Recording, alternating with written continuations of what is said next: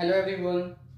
आज हम क्या देखने वाले हैं? आज हम देखने वाले हैं कि रिएक्टिविटी सीरीज होती क्या है। इसमें हम क्या सीखेंगे? देखेंगे कौन सा जो एलिमेंट है हाई रिएक्टिव है एंड कौन सा जो एलिमेंट है वो लो रिएक्टिव है।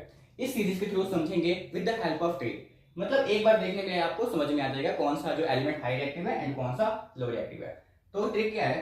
कैटरीना ने कार मांगी ऑटो जैन फरारी, फिर भी हाई क्यों मिली सिल्वर ओडी। इसका मतलब क्या है? कैटरीना का मतलब के का मतलब पोटेशियम, एनी का मतलब एनी का मतलब सोडियम, कार से सी आपको याद रखना है, इसका मतलब कैल्शियम हो गया। मांगी से आपको एमजी याद रखना है, एमजी का मतलब क्या होता है? मैग्नीशियम। ऑल्टो से यानी कि आपको एल्यूमिनियम याद रखना है, ठीक है। जेड से आपको जिंक याद रखना है एंड फरारी से आपको यानी कि एफ आ रहा है, यहाँ भी एफ आ रहा है तो आयरन याद रखना है आपको।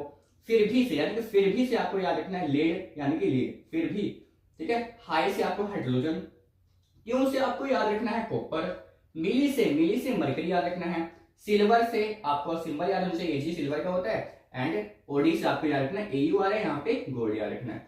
तो अगर मैं पूछूं कि जिंक एंड कॉपर में से सबसे हाई रिएक्टिव एलिमेंट कौन सा है, तो देखो जिंक, यहाँ पे लिखा है कॉपर एंड जिंक। तो देखो कॉपर कहाँ पे आ रहा है, कॉपर कहाँ पे आ रहा है, कॉपर ये रहा और जिंक ये रहा।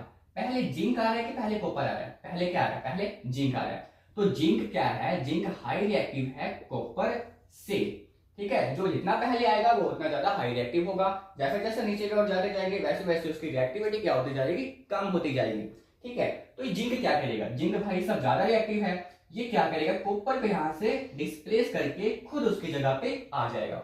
तो जिंक कॉपर को डिस्प्लेस करेगा, क्या बना लेगा? जिंक सल्फेट प्लस कॉपर अलग हो जाएगा। तो ये थी रिएक्टिविटी सीरीज जो कि आपको याद रखना है, ठीक है। अभी भी फिर भी कोई डाउट है आप मेरे से पूछ सकते हो। फिर मिलते हैं इसके नेक्स्ट वीडियो के साथ, नवे कॉन्सेप्ट के साथ। सो